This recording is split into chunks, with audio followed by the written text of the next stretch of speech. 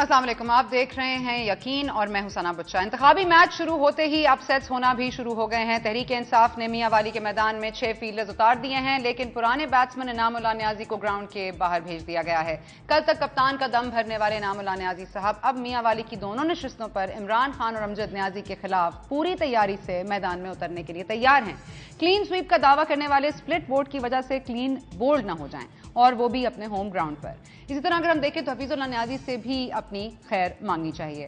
साबिक डिक्टेटर परवेज मुशर्रफ और खुर्शीद महमूद कसूरी अब कसूर में आमने सामने होंगे। मैदान में तहरीक इंसाफ ही के सरदार आसिफ अहमद अली भी मौजूद हैं, मगर आजाद। ये तो सईद अजमल का तीसरा हो गया।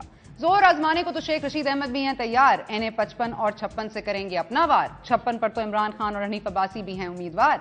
55 पर सुनामी शेख साहब को बचाएगा और 56 पर शेख साहब सुनामी को सहारा देंगे। वैसे मुकमुका तो इसे भी कह सकते हैं। और एनए 24 पर मौलाना फजलुर रहमान को अपनी जोर आजमाई पर बहुत एतमाद है, लेकिन मुकाबले पर सिर्फ फैसल करीम कुंडी ही नहीं, एक बार फिर टफ टाइम देने के लिए लौट आई हैं मुसर्रत शाहीन साहिबा। डीआई खान में ट्रायंगल वोटर बेचारा जाए तो जाए कहां। सबसे पहले आपको सुनवाते हैं मुसर्रत शाहीन साहिबा का शॉट, फिर हमारे साथ मौजूद हैं मुसर्रत शाहीन साहिबा खुद। जिसने अपने डेरा इस्माइल खान की तकदीर नहीं बदली, वो मुल्क और कश्मीर को क्या संवारेगा।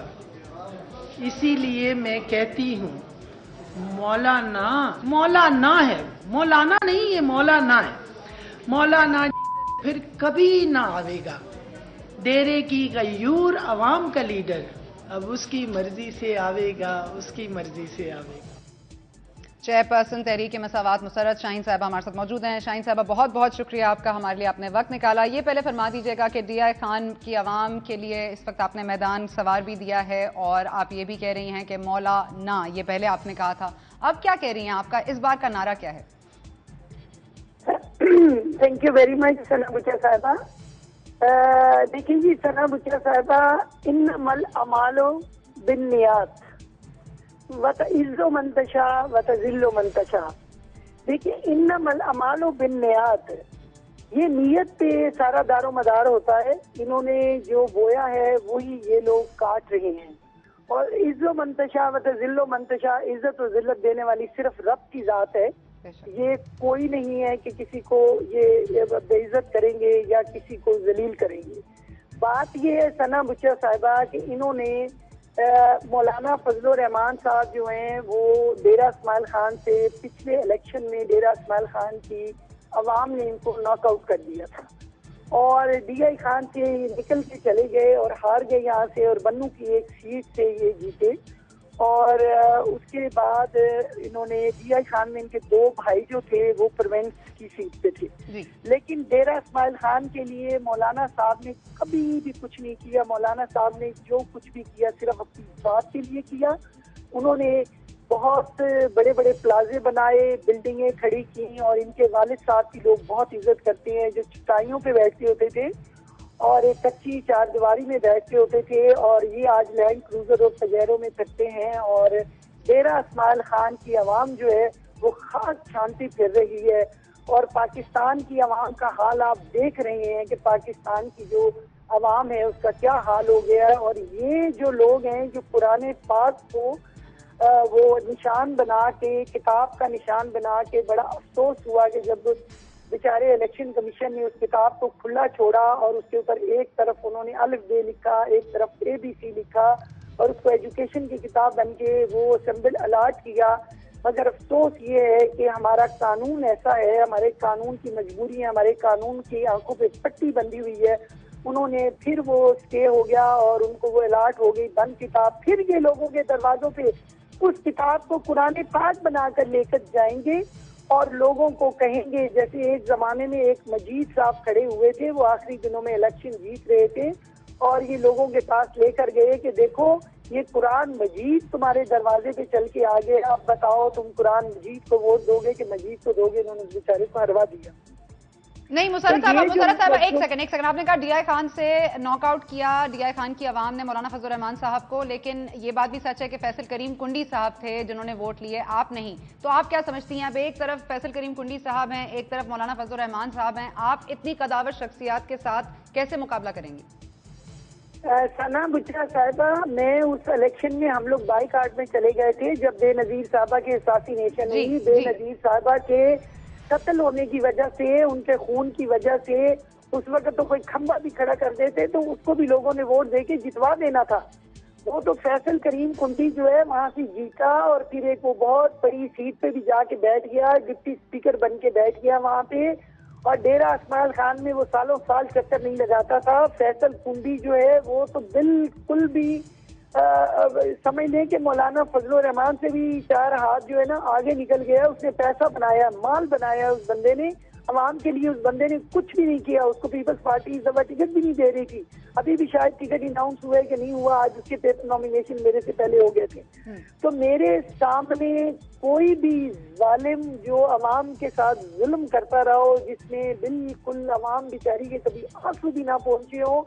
देखिए मौलाना फजलुर रहमान साहब जो हैं वो कोई मेरी नजर में कोई वो इस तरह की अजीम शख्सियत नहीं है कि मैं अपनी जान की बाजी लगा के मौलाना फजलुर रहमान के खिलाफ इलेक्शन लड़ने आई हूँ।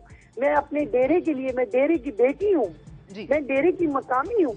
डेरा इस्माइल खान का मुझ पे हक है, डेरा के गरीब लोगों का। मेरी पार्टी में सना बुच्चा साहिबा इतने गरीब लोग हैं, पूरे डेरे की आवाम है। इस वक्त भी हम जिस जगह पे बैठे हैं, भेजें किसी को, मीडिया को, आकर देखें कि कितनी दुनिया शमूलियत कर रही है, कितने लोग हमारे साथ इस वक्त हैं, किस तरह लोग खून के आंसू लो रहे, रो रहे हैं। शाहीन साहब,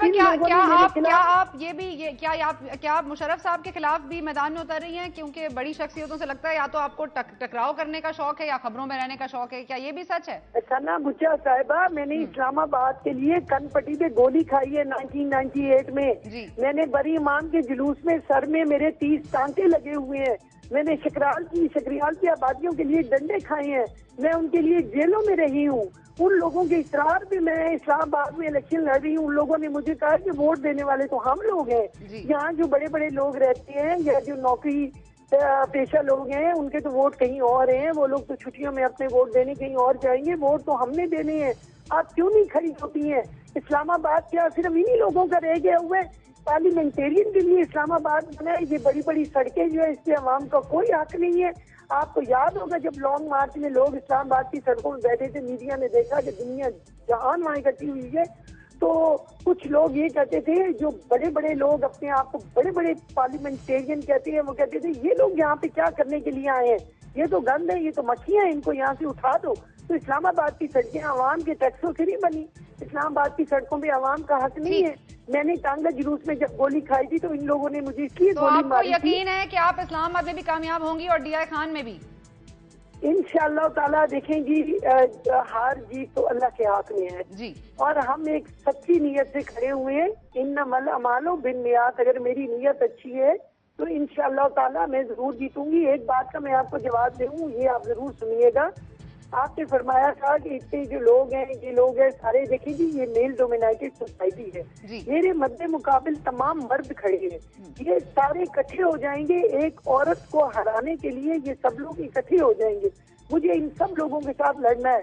इन लोगों ने मुझे बहुत थ्रेट किए हैं। मुझे पता है कि इन लोगों ने मुझे कत्ल भी कर देना है। जब इनको मेरी जीत यकीनी नजर आएगी, जो नजर आ रही है, और थ्रेट बढ़ते जा रहे हैं, मेरी कोई सिक्योरिटी नहीं है। मैं अल्लाह के हवाले हूँ। यहाँ अगर एक कोई मोबाइल या 2 पुलिस वाले अगर मिल जाते हैं कैंडिडेट को, तो वो कोई मुझे बम धमाके से नहीं बचा सकते। अभी भी थोड़ी देर पहले सिक्योरिटी लैब आया हुआ था।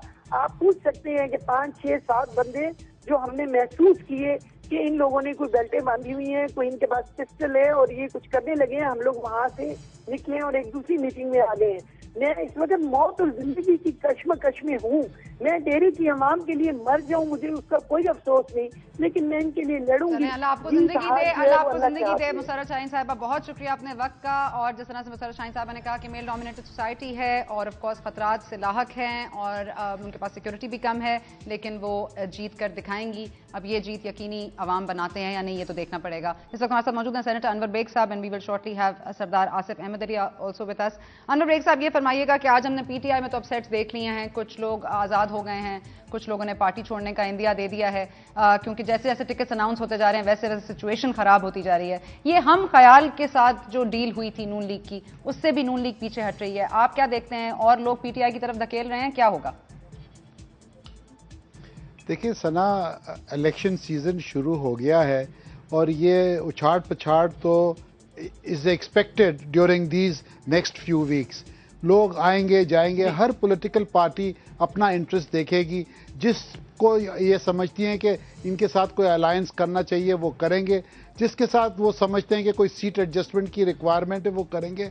ये खाली PMLN का मसला नहीं है, ये हर पॉलिटिकल पार्टी का मसला है। तो जो दूसरी पॉलिटिकल पार्टीज में जो कुछ हुआ वो उनका अपना प्रॉब्लम है। I would not like to comment क्योंकि that's their internal affair. But जहां तक मुस्लिम लीग नून का सवाल है, हम अलायंसेस करेंगे, जरूर करेंगे, बट जहां पे हम समझते हैं कि भाई बेनिफिट हमें मिलेगा, क्योंकि we are the political party जो इंशाल्लाह जाके अभी हुकूमत अगले 2 महीने के बाद हम बनाएंगे। और ओपिनियन पोल्स भी आपके सामने हैं कि Pakistan Muslim League Noon is far ahead than other political parties जो इलेक्शन में लड़ रहे हैं। तो ये कोई नई चीज नहीं है, कोई नया फिनोमिना नहीं है, और ये चीज होगी। और आगे 1-2 दिन या 4 दिन मेरा ख्याल है और काफी तो पार्टी ने अपने इंटरेस्ट के आपकी पार्टी ने अपने इंटरेस्ट की मद में ही क्या जो डील थी हम ख्याल के साथ उसको सुकेड़ दिया है, 30 से 2 सीटों पर आ गए हैं। क्या ये अपनी पार्टी के इंटरेस्ट में जाती है बात? मैं सिर्फ ये पूछना चाहती हूँ। जाहिर है अमीन, हमने ये हमारी पार्टी ने ये इवैल्यूएशन की होगी कि हमारा अपना candidate would be more stronger than N alliance candidate. तो वो तो एक हर पार्टी अपनी इवैल्यूएशन कर रही है। इनफैक्ट 3-4 दिन से हमारे जो मेन हेडक्वार्टर्स है लाहौर के अंदर, सुबह से लेकर रात के 12-12 बजे तक यही इवैल्यूएशन हो रही है, और टिकट को जो भी रेकमेंड पार्लियामेंट्री बोर्ड कर रही है वो करती जा रही है। तो ये असेसमेंट हो रही है, हर पॉलिटिकल पार्टीज कर रही हैं और हम भी कर रहे हैं। जहां हम समझते हैं कि हमारा कैंडिडेट ज्यादा स्ट्रांग है, we will obviously put our candidate in the field.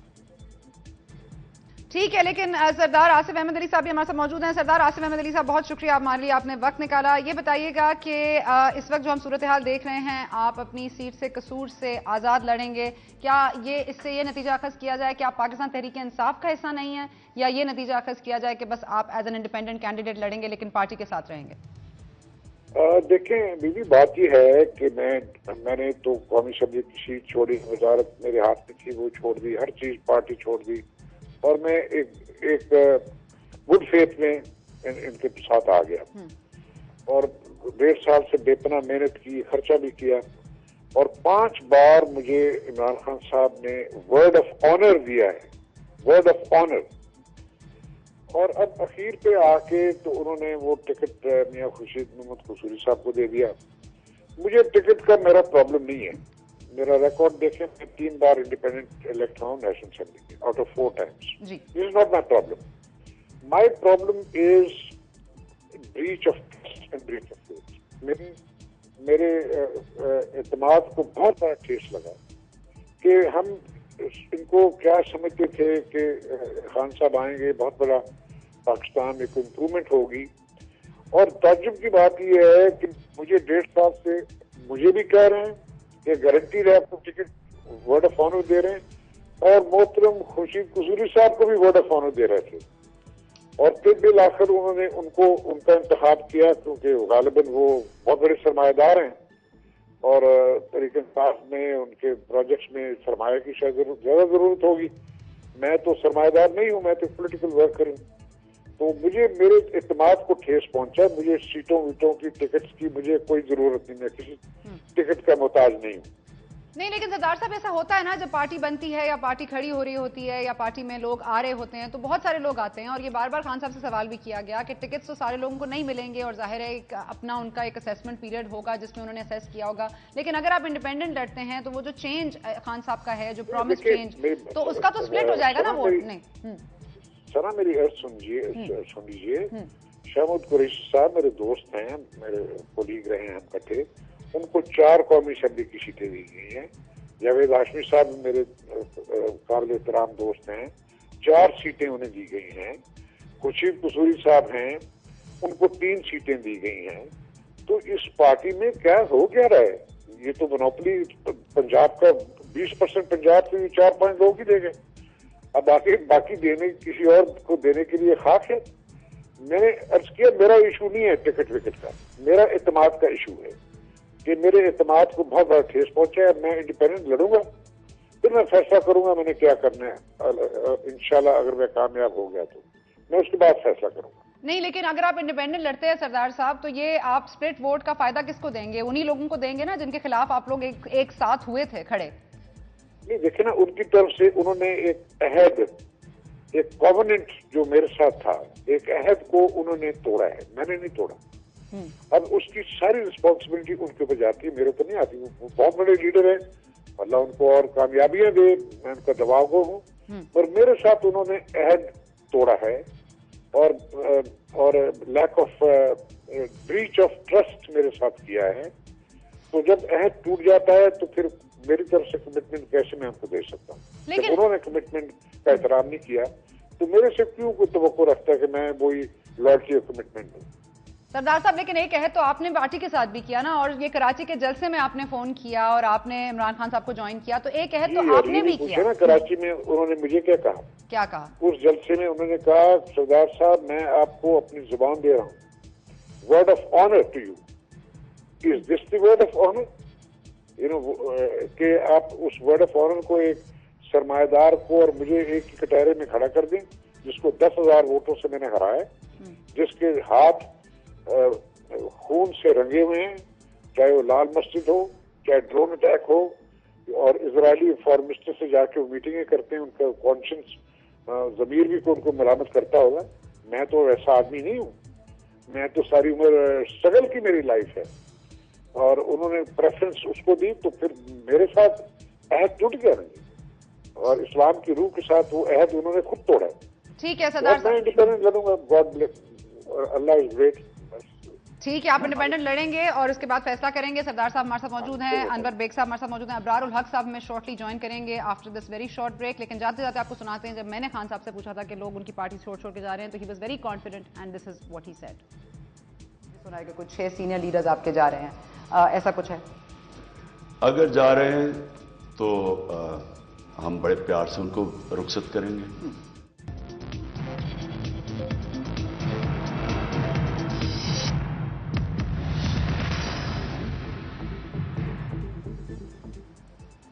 And welcome back to यकीन। एक वो वक्त होता है जब पार्टी में लोग धड़ाधड़ आ रहे होते हैं, ज्वाइन कर रहे होते हैं, तो पार्टी फील कर रही होती है कि इट्स गेटिंग मोर पॉपुलर। लेकिन जहां पे टिकट बांटने की बारी आती है, जब इलेक्शन के करीब मामलात आते हैं, जब लोगों को असेस किया जाता है, तो फिर कुछ लोगों को टिकट नहीं मिलती और फिर जाहिर है लोग नाराज भी होते हैं। सरदार आसिफ अहमद अली साहब नाराज हैं क्योंकि उन्हें टिकट नहीं दी गई, लेकिन वो कह रहे हैं कि ये मामला टिकट ना मिलने का नहीं है, उनके साथ एक ब्रीच ऑफ ट्रस्ट हुआ है, ब्रीच ऑफ कॉन्ट्रैक्ट हुआ है। हम ख्याल भी नाराज हैं नून लीग से कि उनके साथ भी एक ब्रीच ऑफ कॉन्ट्रैक्ट किया गया है। हम बात करेंगे कशमाला से भी लेटर ऑन, लेकिन इस वक्त हमारे साथ मौजूद हैं सरदार आसिफ अहमद अली साहब, अबरार उल हक साहब और अनवर बेग साहब। सबसे पहले अबरार उल हक साहब, क्योंकि इस पर बात कर लेते हैं कि पार्टी में इस वक्त लोग अपसेट हो रहे हैं। इनामुल्लाह नियाजी साहब हमारे सामने हैं और इस वक्त सरदार आसिफ अहमद अली साहब भी हमारे साथ मौजूद हैं। आप क्या समझते हैं कि इस हवाले से पार्टी को क्या करना चाहिए नाराज लोगों को अपने साथ रखने के लिए?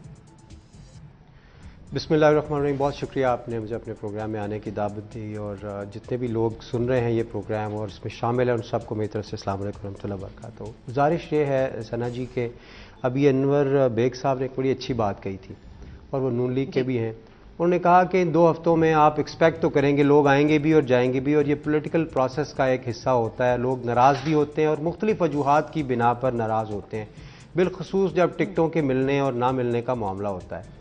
आज सरदार आसिफ अली साहब जो हैं, ये एक बड़े मुअज़्ज़ज़ मेरे लिए मोहतरम और मुअज़्ज़ज़ लीडर हैं, और ये भी नाराज़ हुए। इसी तरह आप अगले चंद दिनों में शायद बहुत सारे नून लीग के लीडर्स की नाराज़गी की खबरें भी सुने, जिनके साथ अभी हमारे राब्ते हैं, उनका नाम हम नहीं डिस्क्लोज़ कर रहे, लेकिन शायद कुछ दिनों में।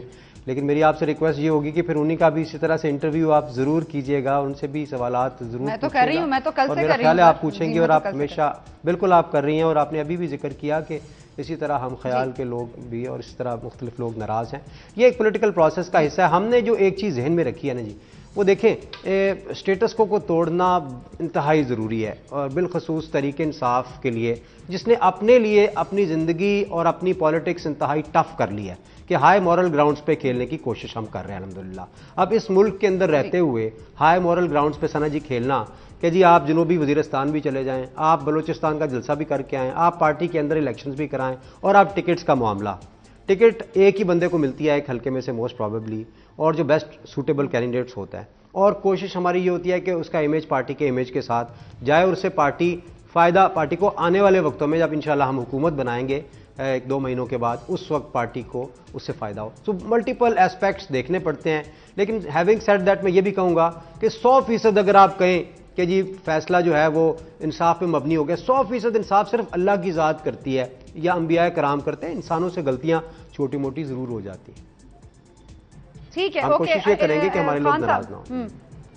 अच्छा, वो नाराज तो हो गए ना, आपकी कोशिश नाकाम हो रही है। अबरारुल हक साहब जरा लाइव मनाइए आप सरदार साहब से ऐसी कोई बात कीजिए जिससे उनका ट्रस्ट दोबारा से रिस्टोर होने की कम से कम कोई चांस नजर आए। सरदार साहब तो बड़े, मुझे तो देखने में बड़े प्यारे लगते हैं, और मैं यही कहूंगा कि खुश रहें और आप अपनी पॉलिटिकल प्रोसेस को आपने कुछ सोच के ये फैसला किया होगा, और अगर अभी भी आप इस पर नजरसानी करें तो देखिए हमारी बाखुदा, अब जैसे मुझे तो अगर नहीं मिलती टिकट तो मैं अब ऑन रिकॉर्ड कह रहा हूं कि मैं परवाह नहीं करूंगा।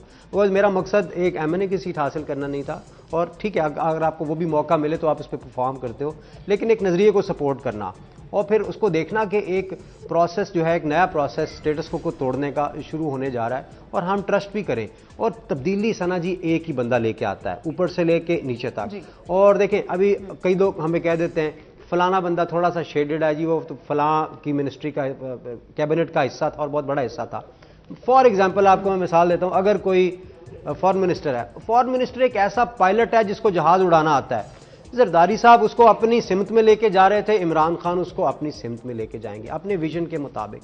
सो ये एक लीडर ने जिस अपना विजन देना है, अपना प्रैक्टिकल एजेंडा देना है, उसके मुताबिक ये लोगों ने एक्ट भी करना होता है। लेकिन हैविंग सेड दैट, फिर भी हम कोशिश यही बहरहाल कर रहे हैं कि मैक्सिमम नए चेहरे, जैसे 25% अब यूथ को हमने लेके आना है, या हमने यूथ को एक दे दिया है, कमिटमेंट दे दिया है कि नए चेहरों को सामने आना चाहिए। 25% हमने अपने ऊपर एक कदम लगाई है, उसके लिए भी एफर्ट्स जारी हैं। अब हमारी पार्लियामानी बोर्ड के अंदर नौजवान लड़के भी बैठे हैं 2 जो अपना किरदार अदा कर रहे हैं। तो इस तरह की पार्टी है जो इंसाफ अपने अंदर, जिसका सिर्फ इक्तदार की तरफ ध्यान नहीं है, जिसका अपने आप को पहले अपनी सफाई, अपने पार्टी को मजबूत करना उन बुनियादों पर कि ट्रू डेमोक्रेसी हमारे अंदर आ जाए, और फिर उसके जरिए हम पाकिस्तान के अंदर डेमोक्रेसी लेकर आए, उस पर तवज्जो देने की कोशिश कर रहे हैं। इसीलिए मैं आवाम से कहूंगा ट्राई करें हमें।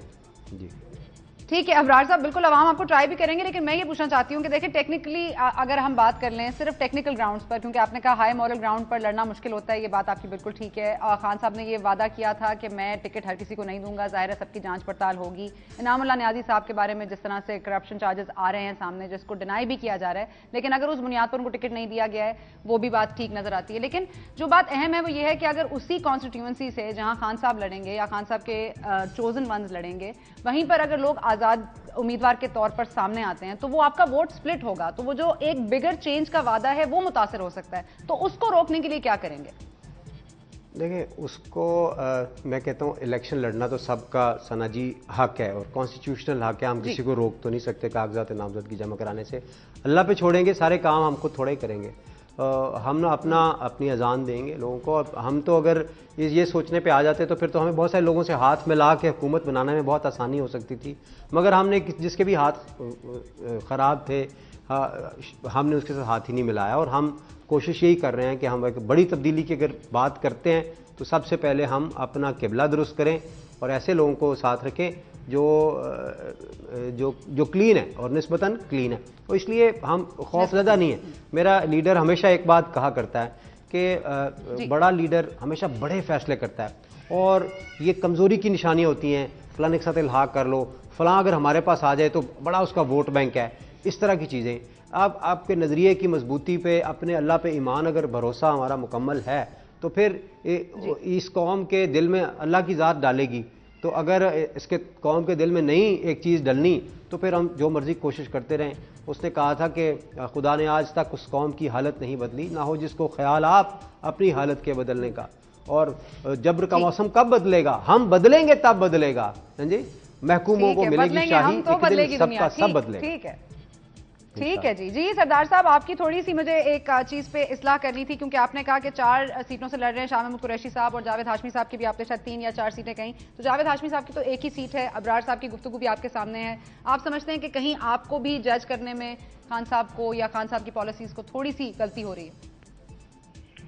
देखिए जी, बात यह है कि 1.5 साल से जी जो वायदे मेरे साथ होते रहे, वही वायदे खुशी साहब के साथ होते रहे। मैं तो स्तन हो गया हूँ। इब्रार मेरे खुदा हैं, हर दिल इंसान हैं, हम इनसे बड़ा प्यार करते हैं, मगर ये वाकयात हमने सारी उम्र गुजारी इस काम में, तो इसमें मेरी नाराजगी वगैरह का कोई इशू नहीं है जी। मैं तो हैरान रह गया हूँ कि यानी वही बात मुझे कही जा रही है, वही बात खुर्शीद साहब को कही जा रही है। 1.5 साल से हमें दोनों को इस तरह चलाया गया, तो इसलिए मुझे तो कोई जरूरत नहीं है किसी टिकट विकेट की। Good luck to them, let them carry on. If they think Imran Khan sahab saviour हैं पाकिस्तान के, तो पाकिस्तान के अवाम भी समझते हैं कि सेवियर है, गुड लक टू हिम। मेरा अब उनसे कोई झगड़ा नहीं है। He has his way, I have my way। अब मैं तो अपनी छोटी सी सियासत जैसे भी जिंदा रख सकूंगा, मैं रखूंगा, मगर जो इनके ऊपर मुझे जो एक कोई उम्मीद थी, वो उम्मीद that I'm afraid is gone। I have no more hope that somebody who can do this, not be truthful to his close allies, उनसे मैं तो को खास तवक्कुआत नहीं रख सकता उनसे। I'm sorry to say। अल्लाह करे मैं गलत साबित हूँ, अल्लाह करे इमरान खान साहब वही निकले जो इब्रार उल हक की उम्मीदें हैं, अल्लाह करे वही निकले। चलें, hopefully this bad experience will fade. Thank you Sardar साहब। ओके सरदार साहब, बहुत शुक्रिया। अनवर बेग साहब, आप बहुत मुस्कुराए भी जा रहे हैं, आपके ऊपर भी यही वक्त आ रहा है। आप बताएं कि रिटन मुआहदों की आप बार बार बात करते हैं, आपके कायद साहब कहते हैं हमारे से ये मुआहदा नहीं पूरा किया गया, हमारे साथ ये मुआहदा नहीं पूरा किया गया। अब आप खुद मुआहदे पूरे करने की बात आती है तो आप लोग मुकर जाते हैं, फिर कहते हैं जी हम असेस कर रहे हैं, हम देख रहे हैं, कहाँ शेर का निशान इस्तेमाल होगा वहाँ शेर डालेंगे, जहाँ नहीं होगा वहाँ पार्टी का नाम तब्दील हो जाएगा, जैसे अरबाब गुलाम रहीम साहब ने किया है। तो ये क्या कर रहे हैं आप? सना जी, मैंने जैसे आपको कहा, ये दो मुस्कुरा रहे थे ना अबरार और आसिफ साहब की बात सुन के। नहीं, मैं मुस्कुरा नहीं रहा था। In fact my brother sent me a message saying why are you so serious on the television, तो that's why I started laughing for him. तो खैर मैं ये कह रहा हूँ, देखिए जी, जैसे मैंने आपको कहा कि अब इलेक्शन का सीजन आया हुआ है, ये चीजें होंगी। देखिए ना, हर पॉलिटिकल पार्टी का एम ये होता है कि मैक्सिमम सीट्स वो लें पार्लियामेंट में, तोड़े जाएंगे, रिटर्न कॉन्ट्रैक्ट तोड़े जाएंगे, तो आर्टिकल 62-63 का आप लोग सब पर होना चाहिए। अगर आप लोग रिटर्न कॉन्ट्रैक्ट करेंगे तो फिर आर्टिकल 62-63 नहीं लगेगा। Sara Bibi, I am not aware of the fact that my party has signed any written agreement with any political party जहां पे उनको ये कहा गया हो कि हम आपको 10 सीटें देंगे, 2 देंगे या 50 देंगे। I don't think so. It's basically an understanding. But ये जैसे इलेक्शन करीब आता है, हर पॉलिटिकल पार्टी अपनी असेसमेंट कर रही है। मैं कल वहाँ खुद था, वहाँ पे लाहौर में कल मैं I was part and parcel of meeting of a province हमारी पार्टी की हो रही थी, और एक एक कैंडिडेचर के ऊपर 4-4, 5-5 कैंडिडेट्स थे, और सारी एफिलिएशंस हर पॉलिटिकल जो कैंडिडेट था उसकी went back to 20 years, 25 years। तो it was a very difficult choice for the leadership to pickup.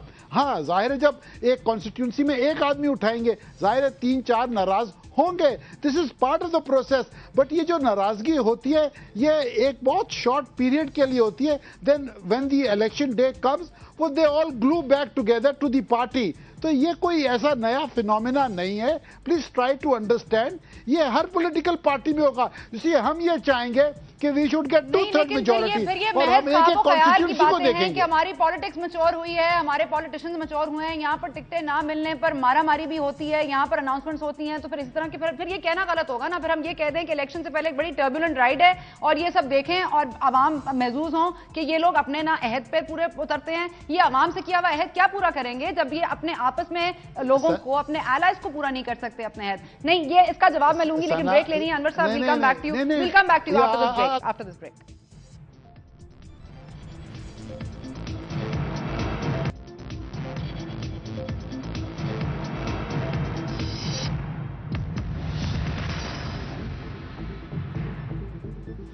Ji, welcome back to Yakeen. हमारे साथ मौजूद हैं Anwar Baig sahab from the N and हमारे साथ मौजूद हैं अबरारुल हक साहब।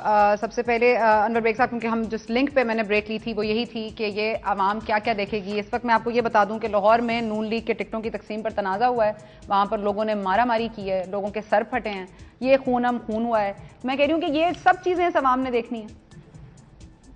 देखें सना बीबी, जैसे मैं आपको बताना चाह रहा था कि आप जाएं इंडिया मिसाल के तौर पे, मैं इंडिया की इसलिए मिसाल दे रहा हूं क्योंकि वो हम कहते हैं कि एक बड़ी मैच्योर डेमोक्रेसी है। वहां पे कांग्रेस पार्टी के अंदर स्प्लिट हुआ इसी बेसिस के ऊपर, टिकट्स के ऊपर। शरद पवार साहब ने एक अपनी कांग्रेस बना ली। तो मैं ये समझता हूं कि इसमें कोई नई चीज नहीं है, ये चीजें होती रहेंगी और यही हमें मैच्योरिटी के रास्ते पे लाएगी। क्योंकि आप इस बात पे अंदाजा लगाएं कि इस मुल्क के अंदर जनरल्स ने रूल किया है 35-36 साल। वो जब आते हैं, आप एक चीज जहन में रखें, उन्होंने नर्सरीज या पॉलिटिकल लीडरशिप की बनने नहीं दी। और नर्सरीज क्या हैं? वो हैं स्टूडेंट यूनियंस और लेबर यूनियंस। वो जब आते हैं सबसे पहले वो आके यहाँ पे इसको बैन लगाते हैं कि नर्सरीज ना आए, so that people don't get matured, एक प्रोसेस के थ्रू ना आए। सो ऊपर से जब लोग इस तरीके से आएंगे तो फिर ये थोड़ा सा मैस तो होगा। But let me tell you one thing कि हर पॉलिटिकल पार्टी और खासतौर PMLN की लीडरशिप भी यही चाहेगी कि भाई हम अच्छे से अच्छा बंदा लाएं और वहां पे वो हम सीट निकालें कॉन्स्टिट्यूंसी में। और आप एक और मैं आपको मिसाल दूं, आप देखें जब जनरल मुशर्रफ ने एक इलेक्टेड गवर्नमेंट को 99 में टेक ओवर किया, ओवरथ्रो करके टेक ओवर किया, PMLN स्प्लिट हो गई, यानी PMLQ बन गई और वो it was nourished under the military wings. और उन्होंने जो 5 साल जो मुल्क के साथ हशर किया वो आपके सामने। तो मैं ये समझता हूँ इसमें आप हैरान ना हो, क्योंकि आप लोग भी अब इस चीज को यूज टू नहीं है। You will get use to it इंशाल्लाह बाय द नेक्स्ट इलेक्शन। ये एक पार्ट ऑफ डेमोक्रेटिक प्रोसेस है, ये चलता रहेगा। इसी से आपके अच्छे गंदे लोग आगे पीछे होंगे। और मैं एक और चीज आपको बता दूं सना बीबी, कि फाइनल डिसीजन गुड और बैड का वोटर करेगा, वो बैलेट बॉक्स करेगा।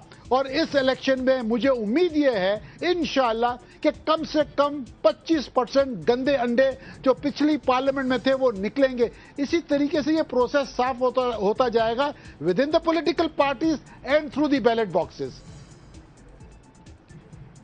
जी, चेंज का नारा है अबरारुल हक साहब। मैं उम्मीद करूंगी कि आप ये बात करेंगे कि इसमें भी आप लोग चेंज लाएंगे। इंट्रा पार्टी इलेक्शंस करके आप लोग चेंज लेकर आए, बहुत सारे और चीजों से आप चेंज प्रॉमिस करते हैं। तो क्या ये भी चेंज की हम उम्मीद रखें कि आपकी टिकटों की तकसीम पर मारामारी नहीं होगी, खून नहीं बहेगा, ये बदमजगी नहीं होगी? क्या इसमें भी हमें चेंज नजर आएगा या ये सब चीज ऐसी सियासत ऐसी चलेगी? सना साहबा, मुझे लगता है चेंज ओवरऑल मुल्क में आने वाली है। किसी ने कहा था nothing is permanent except change. आज का प्रोग्राम भी बड़ा मुझे चेंज लगा है। मैं दोस्त से पूछ रहा था, अपने मैनेजर साथ ही बैठे, कि कितना टाइम रह गया। उन्होंने कहा सर अभी टाइम है। तो मैंने कहा यार यूजुअली जब प्रोग्राम्स में लड़ाई होती है तो प्रोग्राम का पता ही नहीं चलता कैसे चला जाता है। और आज का प्रोग्राम काफ़ी स्ट्रेस्ड लग रहा है और कितने डिसेंट और अच्छे लोग सामने बैठे हैं और बड़ा मज़ा आया, मैंने प्रोग्राम को एंजॉय किया। मैं एक चीज़ अर्ज करूं, हमारा नारा चेंज का है, क्योंकि एक स्टेटस को जिसको हम 65 सालों से देखते आए हैं उसको तोड़ने की हम बात कर रहे हैं। अभी जो थोड़ी देर पहले आपने बात की कि नून लीग के अंदर इस वक्त लड़ाइयाँ हो रही हैं और सर फट रहे हैं सारे, ये इन्होंने बड़ा राइटली कहा अनवर बेग साहब ने कि ये एक पॉलिटिकल प्रोसेस का हिस्सा है। लेकिन मैं एक चीज़ निशानदेही उसकी तरफ करना चाहूँगा, ये इस पॉलिटिकल प्रोसेस को शुरू करने वाला कौन है, ये बात बड़ी गौर तलब है।